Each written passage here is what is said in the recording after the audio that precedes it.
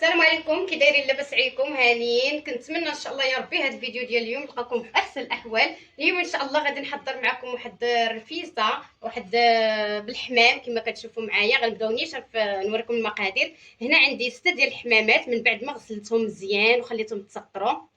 عندي 6 ديال الحميمات. هنا عندي الحلبه من بعد ما نقيتها وغسلتها وحب رشاد. هنا عندي البصله كبيره شلطتها.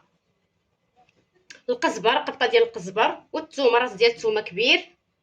هنا خليت واحد جوج رويصات باش غادي نحكهم. بالنسبه للتوابل اولا البهارات كلها شنو تيقول ليها، عندي هنايا الملح، عندي المساخن راس الحانوت، عندي هنا الخرقوم، عندي البزار، وعندي سكينجبير. هنا البنات عندي البيض وعندي الكبده. غادي نخليهم هما الاخرين باش نوريكم الطريقه ديال الكاشير. غنصاوب معكم ان شاء الله الكاشير، وغادي نمشيو عفوا مباشره في تحضير هاد الرفيسه هادي ونبداو نشرملو ان شاء الله الحميمات ديالنا. بسم الله على بركه الله. كناخذ سكينجبير، كندير البزار، وكندير الخرقوم. هنا كنضيف عليه واحد شويه ديال الملون كما كتشوف راه كيبان لكم الصفر. كنضيف غير شويه، وكندير الملح تيبقى على حسب الذوق، وكندير المساخن.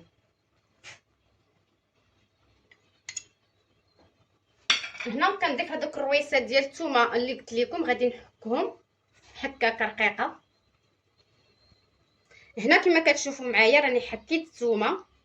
بسم الله. غادي نضيف شويه ديال الماء. هنا غنضيف شويه ديال الماء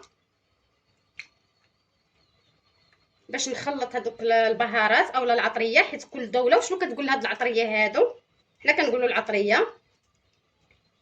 وغادي كما حنا بالمغربيه ديالنا كنعمروهم براس الحانوت اولا الشعريه الصينيه اولا الروز. المصريين تيقولوا لهم المحشي، وحنا غادي ان شاء الله غنديروا المحشي المغربي براس الحانوت هذا والثومه. بالنسبه للسيدات اللي كتبغي كمسكينه تولد اللي باغيه الذريه الله يسهل عليها، هاد المساخر راهم مزيانين. كنعمروا الحميمات ديالنا بحال هكا، كنشرملهم مزيان. هنا كما كتشوفوا معايا غنشرمل كاع الحمام اللي عندي كامل ونعمرهم من الداخل كما كتشوفوا. نديرو كامل ان شاء الله ونرجع معاكم.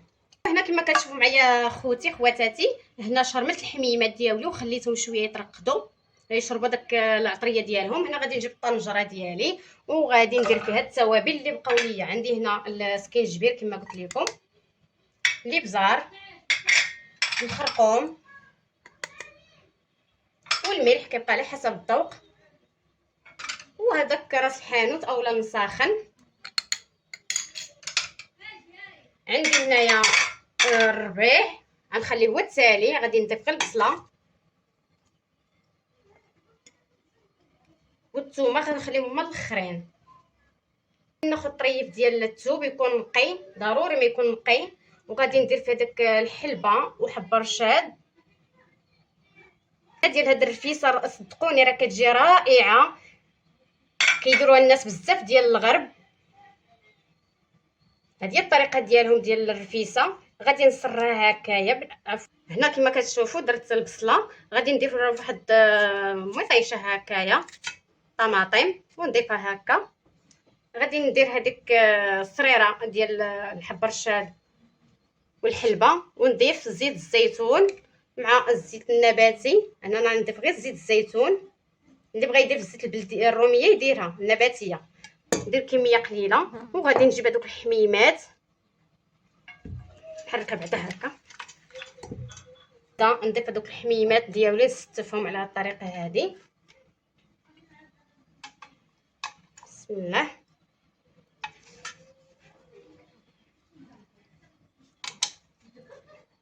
وغادي ندير هاد شويه ديال العطريه اللي بقات لي في الطبسيل، وغنديرها فوق البوطه تشحر ونرجع معكم ان شاء الله. وهنا كما كتشوفوا معايا بالنسبه لهذا الكاشر هذا انا ضفت هنا 2 البيضات، درت معلقه ديال راس الحانوت مساخن، درت معلقه ديال البزار، سكينجبير، درت المعدنوس هنا كان عندي في الفريغو. بالنسبه اللي عندكم طري من الاحسن صافي ومليحه. هنا غادي ندير شويه ديال هذاك وهنا عندنا الكبده غادي نضيفها على هاد العناصر هادو. هاد الكبده هادي ديال الحمام اللي حيدتها منه. هادي انا هنا درت البيض ديالي يتسلق باش غادي نزوق ان شاء الله هاد الركيسه هادي. والطنجره ديالها هي كتشحر، ها هي كتشحر، غنخليها حتى تشحر مزيان ونمرقها. بالنسبه لهاد الكاشر هذا انا غادي نديرو في هاد المول هذا. هنا كما كتشوفوا معايا من بعد ما طحنت هذاك الكاشر غادي نحيد هاد كيجي على هذا الشكل هذا. بالنسبه اللي بغيتو الكبده تجي باينه ما طحنوهاش مزيان، انا هنا طحنتها مزيان.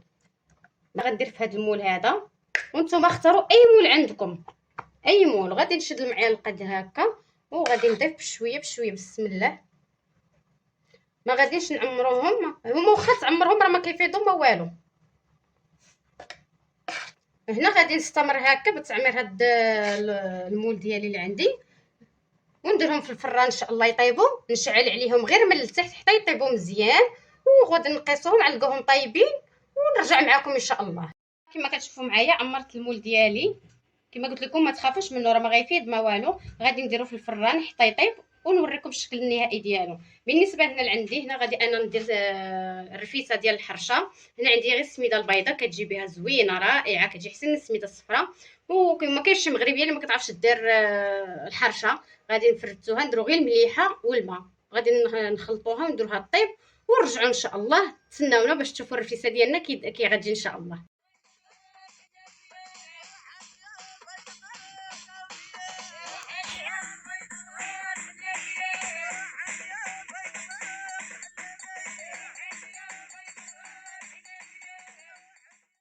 كما كتشوفوا من بعد ما خبزنا الحرشه فرتتنا على هذا الشكل هذا.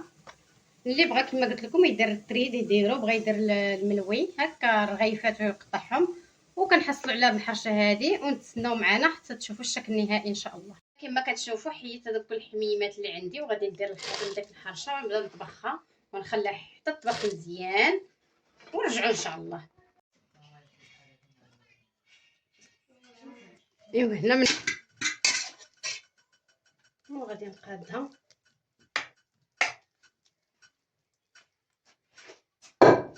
بسم الله. هنا من بعد ما حطيت الحريشه ديالي غادي نجيب هذاك الحمام هكا على الشكل هذا نستفو.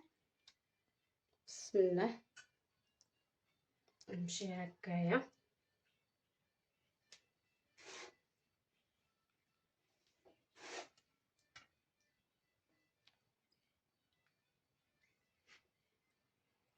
الشكل هذا نجيب هذاك الحلبه وحب الرشاد غادي نديرها هنا الوسط. بالنسبه كاين اللي ما كيبغيش ياكلها غادي نحطها غير هنايا بالطبيصيط ديالها. وغادي ناخذ البيض كما كتشوفوا قطعته على هذا الشكل هذا. نتوما بغيتو تفرقوه من الوسط فرقوه.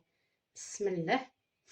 جبت معاكم على شكل الوريضات، نتوما شكلوا الوريضات اللي بغيتو. وغادي نبدا نحاول نزوق. بالنسبه للتزيين زينوا نتوما حسب الرغبه ديالكم.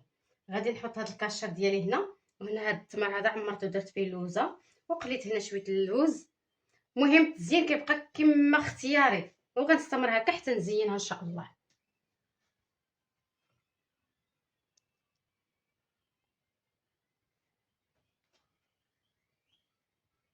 وهذا هو الشكل ديال الرفيسه بالحمام المحشي براس الحانوت والثومه والتوابل ديالو.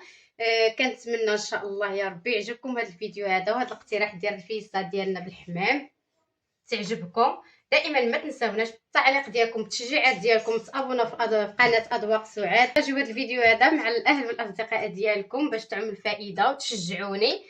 كنتمنى لكم شهيه طيبه بالصحه والراحه والسلام عليكم والى فيديو